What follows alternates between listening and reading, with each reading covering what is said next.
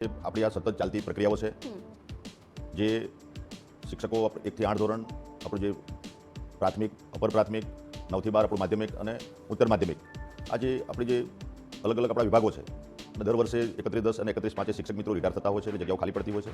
કેટલાક મેડિકલના કારણોથી આપણે જિલ્લા ટ્રાન્સફર કરતા હોઈએ છીએ. જિલ્લા આંતરિક બદલીઓ, તાલુકા આંતરિક બદલીઓ અને જિલ્લા ફેરબદલીઓ અત્યારે ચાલે છે. એટલે આ મહેકમ છે થોડું ઇમ્બેલેન્સ થતું હોય પણ એના માટે માનનીય મુખ્યમંત્રી શ્રી ભૂપેન્દ્રભાઈ પટેલ સાહેબના નેતૃત્વમાં ચાલુ વર્ષે મને કહેતા આનંદ એ બાબતનો છે કે ચાલુ વર્ષે આટલા વર્ષો પછી પહેલીવાર આપણે આ ધોરણ 1 થી 12 સુધીમાં અલગ અલગ સંવર્ગમાં 24,700 જેટલી ભરતીઓ કરવા જઈ રહ્યા છે અને એનો તબક્કાવાર પોર્ટલ ખોલીને આપણે એપ્લિકેશનો મંગાવી લીધી છે. આપણે 1 થી 5 ધોરણની આપણી જે પ્રાથમિક શાળાઓ છે એમાં 5,000 જગ્યાઓ, આપણે 6 થી 8ની જે શાળાઓ છે ત્યાં આપણી 7,000 જગ્યાઓ અને સાથે સાથે આપણે અન્ય માધ્યમો પણ આપણે ચલાવીએ છીએ.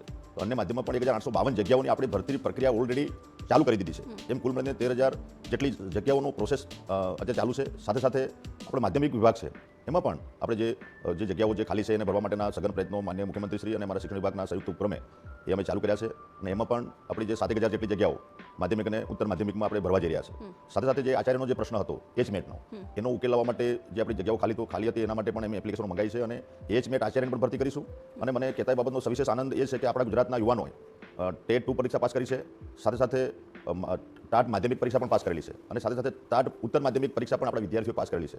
એટલે ઘણીવાર આપણે ભરતી પ્રક્રિયા જે કરતા હતા એમાં જે 6 થી 8ની ભરતી પહેલાં કરીએ એટલે વિદ્યાર્થીઓ જે છે માધ્યમિકના ઉત્તર માધ્યમિકના પણ ફોર્મ ભરી દેતા. એટલે ચાલુ વર્ષે અમે માનનીય મુખ્યમંત્રીશ્રીના માર્ગદર્શન હેઠળ જે એક સિસ્ટમ એવી બનાવી કે આપણે ઉપરથી નીચે સુધી ભરતી પ્રક્રિયાની આપણે પ્રોસેસ કરીએ. એટલે સૌથી પહેલાં આપણે 11-12માં અમે ભરતીની પ્રક્રિયા શરૂ કરી, એનું કેલેન્ડર બહાર પાડ્યું અને એના પછી 9 થી 10 માધ્યમિકની આપણે ભરતી પ્રક્રિયાની અમે પ્રોસેસ ચાલુ કરી. એના પછી આપણે 6 થી 8ની ટેટ 2ની એ ભરતી પ્રક્રિયા અમે ચાલુ કરી છે અને 1 થી 5 એની પણ ભરતી પ્રક્રિયા ચાલુ કરી છે અને એ રીતે ઉપરથી નીચે સુધી અમે જે ભરતી પ્રક્રિયા ચાલુ કરી છે અત્યારે ઓન ગોઈંગ છે.